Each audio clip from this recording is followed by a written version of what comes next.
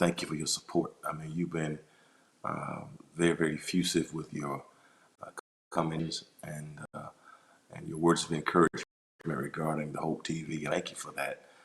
It is our heart and our aim here to be hope dealers and to give you a daily dose of hope. And so for you to be connected with us, it means the world to us. So thank you for tuning in to receive a daily dose of hope. And I just pray that you're blessed by our ministry offerings of the Hope TV and Christian content and programming. And if you have been blessed by one of the broadcasts of the Hope TV, why don't you drop us a line now? Take a moment to subscribe to the page.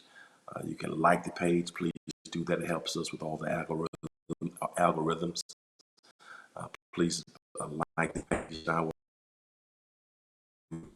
Please like the pages.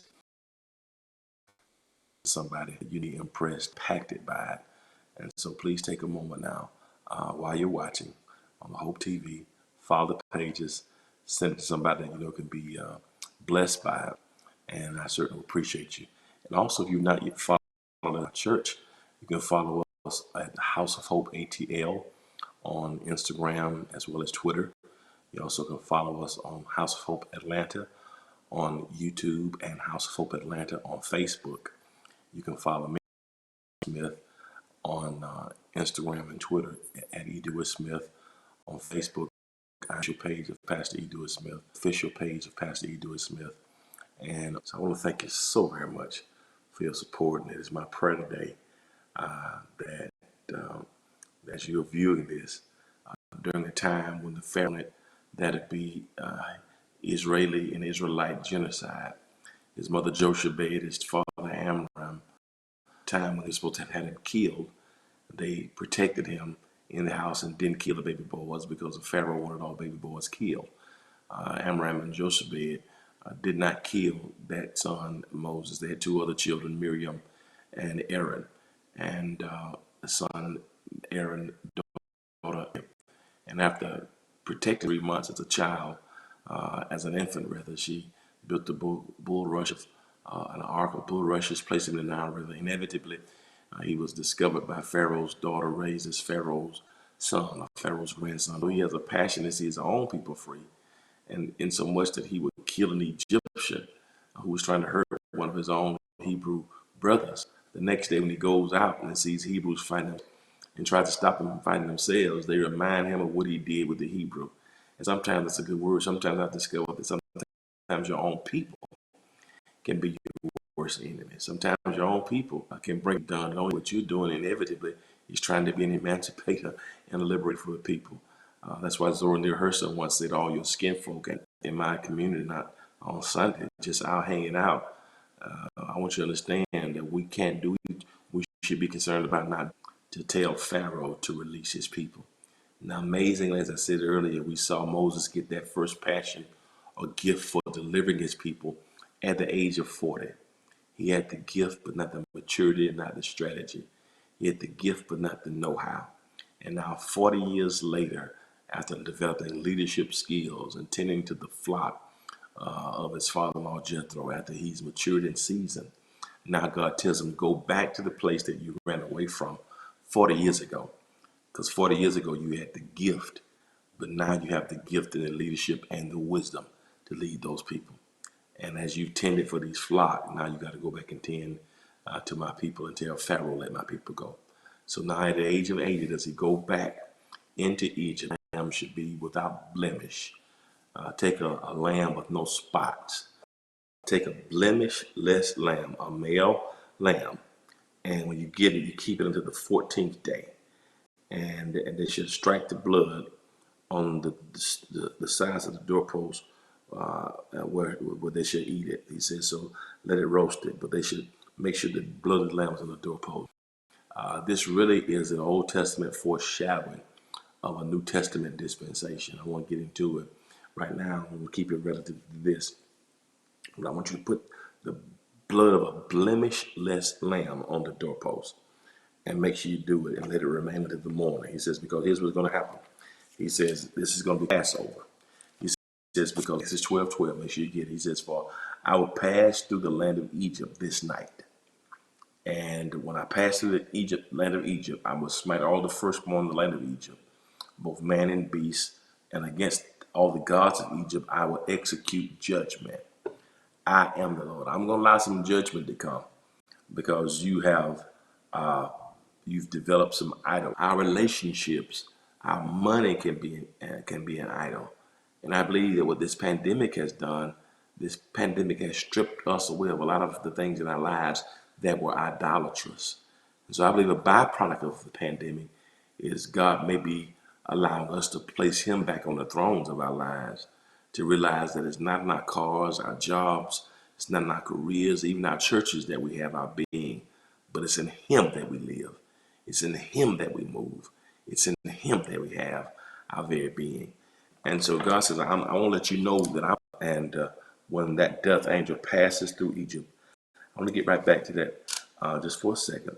That when the death angel passed through Egypt, and what we understand is those who had the blood of the lamb on the doorpost, the death angel would pass over.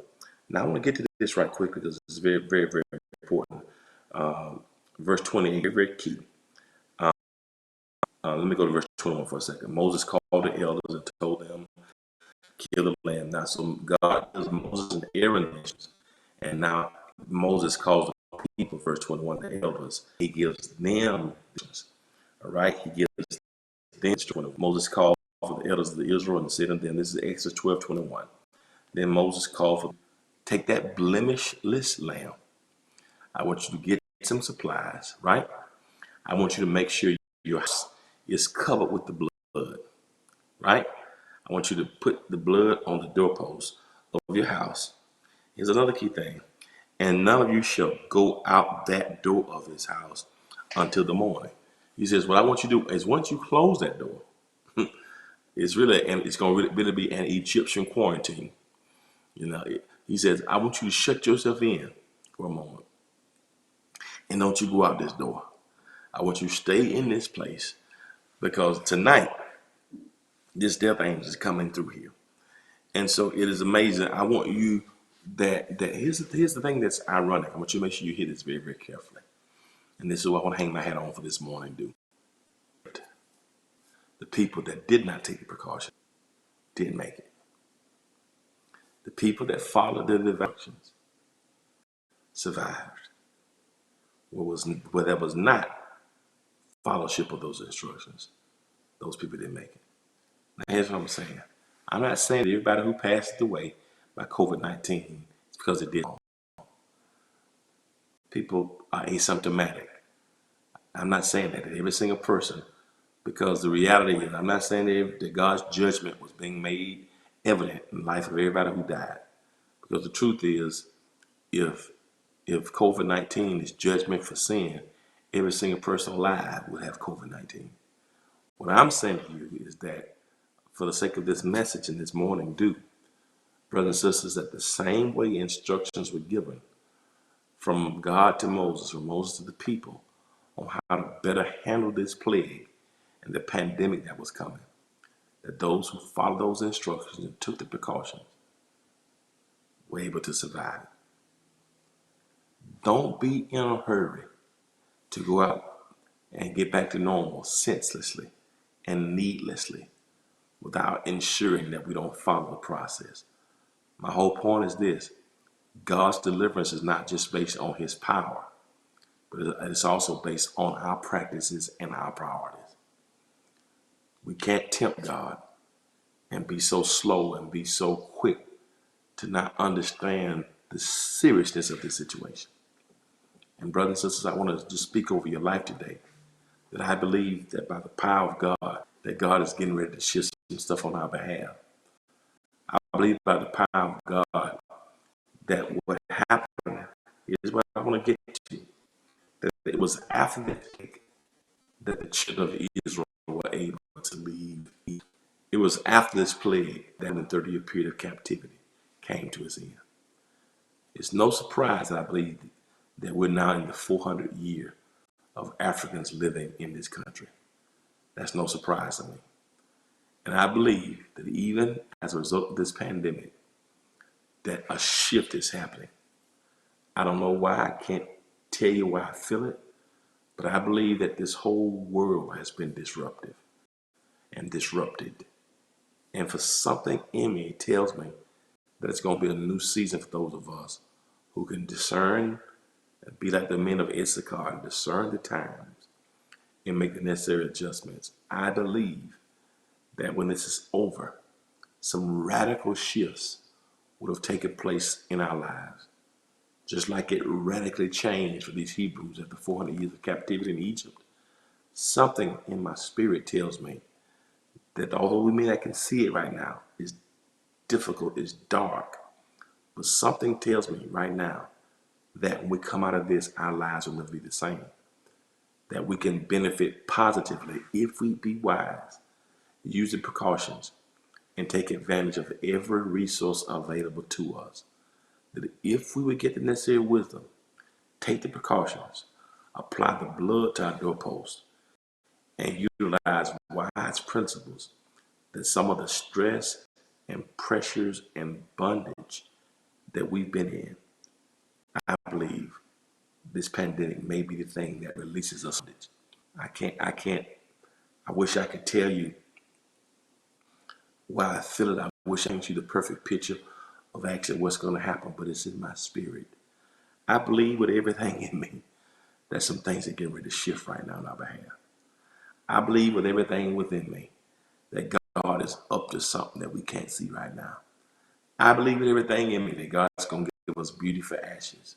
I believe with everything in me that it's not going to be gloom and doom, but when we come through this, I believe that the earthquake of pandemic has come to shake us of our bonds.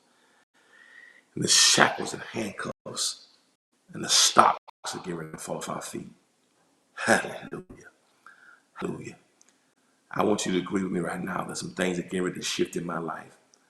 Particularly, I want to speak this word to all who are watching, but I want to say a word to African Americans. I believe right now, I believe 6 months, our savings accounts are going to rise. I believe we're going to have more at the end of this than we came in the beginning of this. I believe by faith right now that if we would really live attentive and surround ourselves with the right people and put in place the right principles, that even after being laid off and people can't feed their families, something tells me that something tells me that if we do our part and we're vocal and we don't run from the creditors and we avail ourselves to every possible resource that's coming, something in my spirit tells me that something is going to shift for our good. It's going to happen. I believe that after all this has expired, that something radical is going to. This is going to be improved. Pastor, how can you say that right now? I'm speaking this by faith. I'm speaking this by what I feel. I need you, if you agree with me in prayer, I need you to type, I agree. I need you to type that it's shifting in my life. It's time for freedom. It's time to shake the bondage and the shackles. It's time to walk in freedom and independence. I want you to believe right now. I want you to believe that this pandemic is going to loose us from some stuff that's been trying to destroy us. I believe right now that God's going to release some increase and some favor. I believe some wealth and some prosperity and perspective is coming. I believe right now our latter is going to be greater than our past. I believe right now, before it even happens, faith is believing in it already in the midst of the not yet. I'm going to say it one more time. Faith is believing in the already in the midst of the not yet. I'm going to say it one more time just in case you get it. My definition of faith, faith is believing in the already in the midst of the not yet. I believe we're already delivered, all not yet free from the pandemic and social distancing. I believe the business is already prosperous, although the business is shut down right now. I believe your financial walls and your resources are already filled, although you haven't had the conversation right. I believe debt is going to be eliminated. There's going to be some debt liquidation. I believe there's going to be some debt reduction in the name of Jesus. I believe that this pandemic, that one of the blessings for many of us who are watching right now is when we come out of this, we're going to come out saying, I'm free. I'm free Praise the Lord, I'm free. No longer bound. No more chains hold my sin. It's just a blessing. Praise the Lord. Hallelujah. I'm free. My friends, I want you to do your part. Get the information. Do your due diligence.